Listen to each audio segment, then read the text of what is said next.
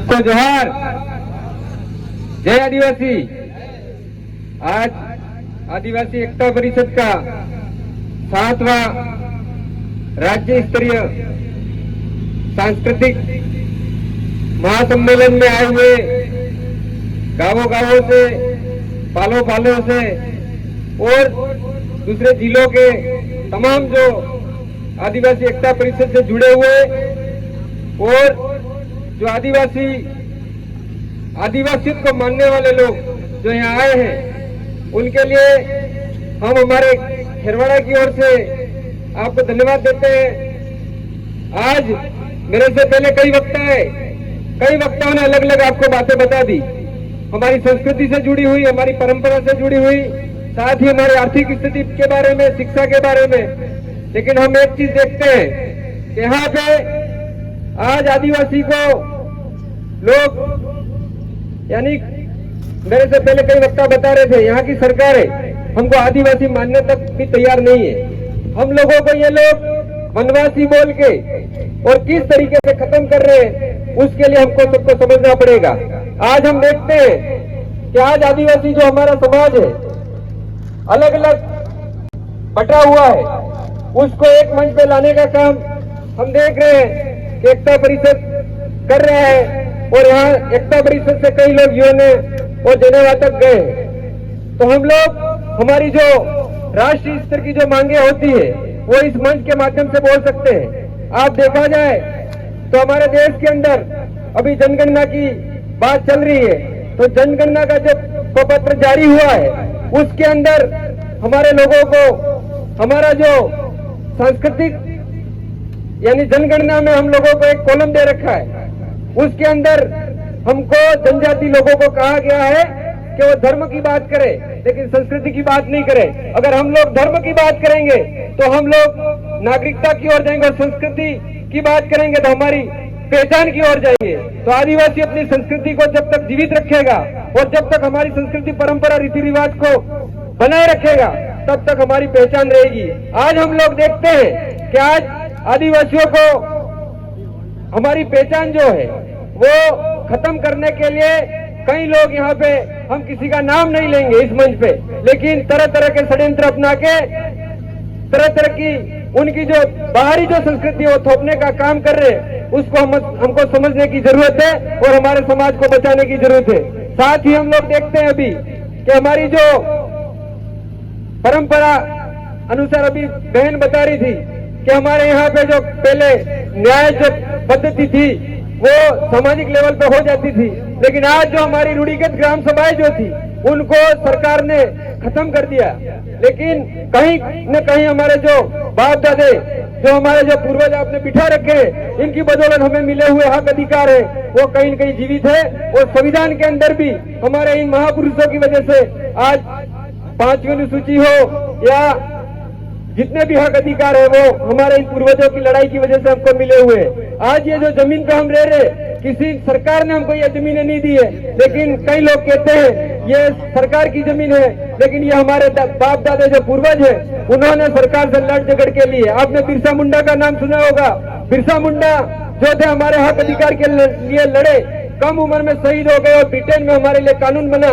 उस कानून के आधार पर आज हमारी जमीन गैर आदिवासी नहीं ले सकता है, ये कानून संविधान के अंदर आया, बाकी हमको कौन देने देता।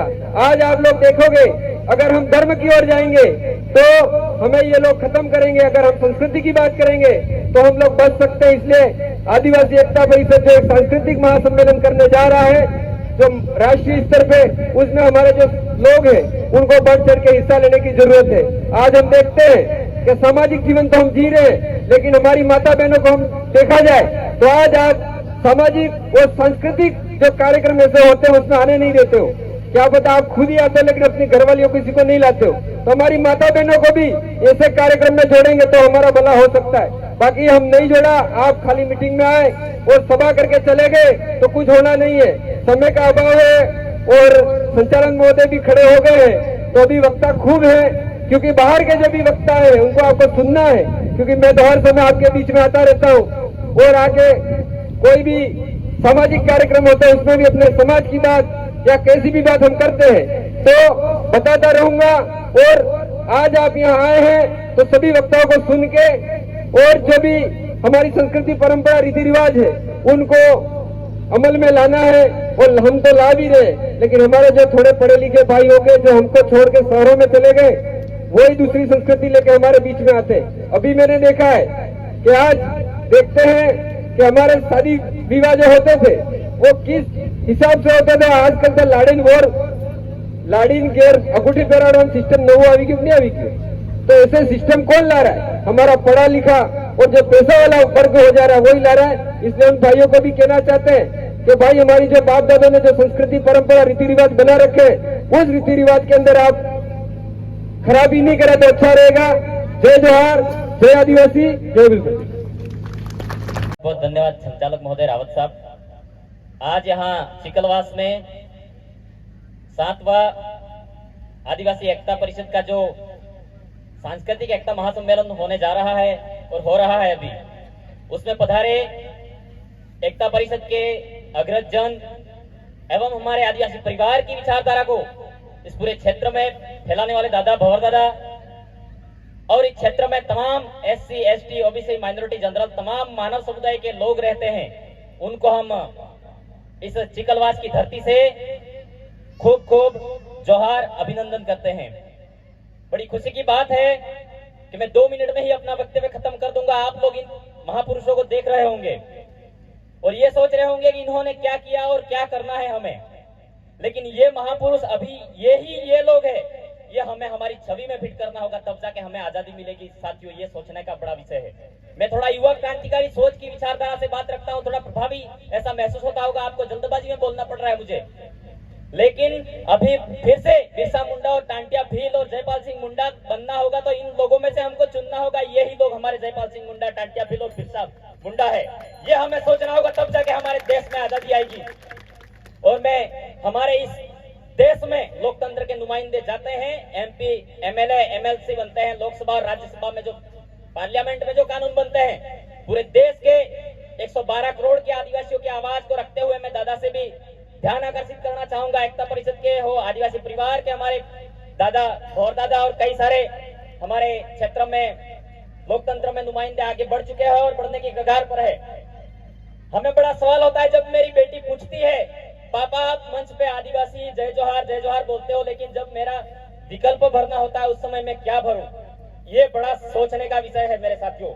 जब कानपुर में बालवाड़ा CSC PSC में लड़का पैदा होगा तो फॉर्मेट में मैं धर्म लाकर धार्मिकता फैलाना नहीं चाहता हूं, लेकिन हमें विकल्प तो मिलना चाहिए। आदिवासी यानी कि पूरे 12 करोड़ आदिवासियों का विकल्प, हमें एक विकल्प होना चाहिए। ये भारत की सबसे बड़ी महापंचायत में हमारे लोकतंत्र में बैठे नुमाइंदों को ताल ठोक कर राज्यसभा और लोकसभा में कानून में बात रखनी चाहिए कि हमारे आदिवासियों का जो विकल्प होना चाहिए वो होना चाहिए। हमको जिंदा मार दिया गया है। जिस दिन हमारे 112 करोड़ आदिवासी जो 1871 की जनगणना में अंग्रेजों ने, ब्रिटिश सत्ता ने हमारा जो धर्म कोलम था, धर्म कोलम नहीं कहूंगा, विकल्प यानी कि हमको लिखा गया था, वो 1871 से लगा के 81 से लगा के 91 से लगा के हमारे 41 तक भी था, 1941 तक 51 की जनगणना में हटा दिया गया।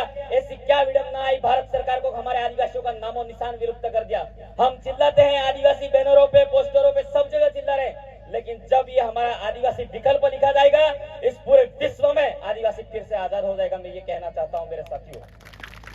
इसीलिए मेरी मातृशक्तियों, माताओं, बहनों, भाइयों से निवेदन करना चाहता हूँ, आप लोग जो तीर कमान और धनुष वाली लड़ाई चाहते हैं अभी, वो लड़ाई इतनी सस्ती नहीं है। हमारे बच्चों को शिक्षा के क्षेत्र में उत्तरोत्तर प्रगति, उन्नति करवाने की जरूरत है, तब जाके हम जो भारत में आगे से आगे उच्च पदों पर जा पाए। नहीं तो आज जो विधि के कानून और विधि के संविधान की शपथ लेते हैं हम भारत के लोग, भारत के संविधान की पालना करते हुए हम विधि के कानून की शपथ लेते हैं और सभी की पालना सुनिश्चित करते हैं, ऐसा करके शपथ लेते हैं, वो लोग आज हमारे इस भारत के सबसे ब्राइट माइंड व्यक्ति जो कोलंबिया यूनिवर्सिटी में सुनहरे अक्षरों से बाबा साहेब अम्बेडकर लिखा है और 5वीं और 6वीं अनुसूची को जयपाल सिंह मुंडा और बाबा साहेब अम्बेडकर ने हमारे संविधान ड्राफ्टिंग कॉन्स्टिट्यूशन कमेटी में रखी, उस व्यक्ति को भी हमारे लोकतंत्र के नुमाइंदों में सबसे, भारत के सबसे बड़े महापंचायत में आदमी बोलता है कि अम्बेडकर क्या होता है। ये हम भारत सरकार से भी कहना चाहते हैं। हम बोले टीचर है, लेकिन खुले मन से कहना चाहते हैं कि इस तरीके से हमें बोलने का हक है। इस तरीके से हमारे संविधान से देश चलता है, लोकतंत्र से देश चलता है, तो हमें इस तरीके से नहीं कहना चाहिए। संविधान है तो देश चलेगा, संविधान है तो कानून चलेगा, संविधान है तो हम भी संविधान की पालना करते हुए हम लोगों को किसी से उलझना नहीं है। हमारा मसला है वो किसी जाति से, किसी धर्म से लड़ाई नहीं है। हमारा संघर्ष हमारे अपने लोगों से है, हमारे भाइयों से संघर्ष है। बात यहाँ उठ रही है कि हम लोग किसी दूसरे जाति की बुराई करते थे, हमारे वाले लोग तालियां बजा देते हैं। किसी दूसरे कौम की बुराई करते थे, तालियां बजा देते हैं। लेकिन हमें दूसरे समाज की बुराई नहीं करनी होगी। वो लोग दूसरे 10 बजे रात को मशीनों से पैसा गिनते हैं, हम लोग रास्ते में ही जाते हैं। तो मैं माफी चाहूंगा रावत साहब को, मैं इनका छोटा भाई हूँ। इन्होंने भारत यात्रा में भी मेरा बहुत साथ दिया है, रतलाम में भी, और काफी मैं इनका शुक्रगुजार हूँ। आपका छोटा बेटा होने के नाते युवा जोश है तो बोल गया हूँ, माफी चाहूंगा। फिर से पुनः मुझे ऐसा बोलने का सौभाग्य प्राप्त हुआ। और दादा एकता परिषद के भी है, मैं बहुत नमन जोहार करना चाहता हूँ। लेकिन फिर से मैं कहना चाहता हूँ, आपके भारत की पूरी कमेटी बैठे, उसमें आप ऐसी सलाहकार कमेटी बैठे, उसमें हमारे आदिवासी विकल्प भरे, ऐसा स्टेटमेंट लोकसभा और राज्यसभा में जरूर भेजे। इन्हीं आशा विश्वास के साथ दादा मैं पुनः आपका तहे दिल से जोहार, धन्यवाद। जय आदिवासी, जय वीरभद्र। राष्ट्र की बातें हमने सुन ली, लेकिन जिस क्षेत्र में हम रहते हैं, जिस एरिया में हम रहते हैं, आज हमारे यहाँ जो भौतिक सुविधा होनी चाहिए वो आज तक अवेलेबल नहीं हुई है। भाइयों, हम कब से संघर्ष कर रहे हैं। समाज की बात हो, एकता की बात हो, कई मंचों पे ये बात रखते हैं, सुनते हैं, करते हैं, सब होता रहता है। लेकिन जब तक हम शिक्षा में आगे नहीं आएंगे, शिक्षित नहीं बनेंगे, अच्छी डिग्रियां प्राप्त नहीं करेंगे, तब तक हम आगे नहीं बढ़ पाएंगे। हमारी जो संस्कृति है, उस संस्कृति को बचाने के लिए बहुत सारे प्रयत्न हो रहे हैं। लेकिन इन सारी चीजों का समाधान क्या है? इन सारी चीजों का समाधान शिक्षा है। हम शिक्षा ग्रहण नहीं करेंगे, हमारे बच्चों को आगे नहीं पढ़ाएंगे, तब तक हमारा कोई समाधान नहीं निकलने वाला है। दूसरी बात, हमारे इस एरिया में आज आजादी के 75, 76, 77 साल हो गए, लेकिन हमारे यहाँ एक भी सरकारी बसें नहीं आती है। हमारे दूसरा क्षेत्र के अंदर ना हॉस्पिटल की व्यवस्था है, ना सड़कों की व्यवस्था है, ना आवागमन के आने जाने के साधन है। आज हमारे जो भी व्यक्ति यहाँ से बसों के द्वारा आए हैं या बाइकों के द्वारा आए हैं या पर्सनल कोई व्हीकल लेके आए हैं, वो पैसे वाले लोग लेके आए हैं। लेकिन हमारी आम जनता है वो पीड़ित है। हमारे यहाँ की जो समस्या है, स्कूलों की हो, शिक्षा की हो, स्वास्थ्य की हो, ये सारी जिम्मेदारी हमारे जनप्रतिनिधि हैं। हमारे जनप्रतिनिधि हमारे बीच में आगे नहीं बैठते। हमारे जनप्रतिनिधि एक बात सुनने के बाद, यहाँ से जाने के बाद में वो कहाँ बैठते हैं वो आप सबको पता है। इसलिए हमारी जो मूलभूत सुविधा है वो होनी चाहिए। आज हम अंतर्राष्ट्रीय लेवल की बात करते हैं, स्टेट लेवल की बात करते हैं, लेकिन हमारे इस लाड़देश पट्टे के अंदर राजस्थान के हम इस बॉर्डर पे रहने वाले लोगों के लिए क्या सुविधा है वो आप सब जानते हो। ये जो मेहमान लोग हैं वो नहीं जानते हैं क्या क्या सुविधा की है लोगों ने। आज हम आजादी के बाद में भी शिक्षा से भी वंचित हैं, स्वास्थ्य से भी वंचित हैं। हमारे यहाँ कोई बड़ा हॉस्पिटल नहीं है, हम गुजरात जाके इलाज कराते हैं। ये हमारी बहुत सारी समस्या है। मैं ज्यादा वक्त नहीं दे करके, क्योंकि आप बहुत सारे वक्ता है, बहुत सारी बातें रखी, लेकिन हमारी समस्या को समाधान करने के लिए शिक्षा आवश्यक है। जय भारत, जय हिंद, जय जोहार।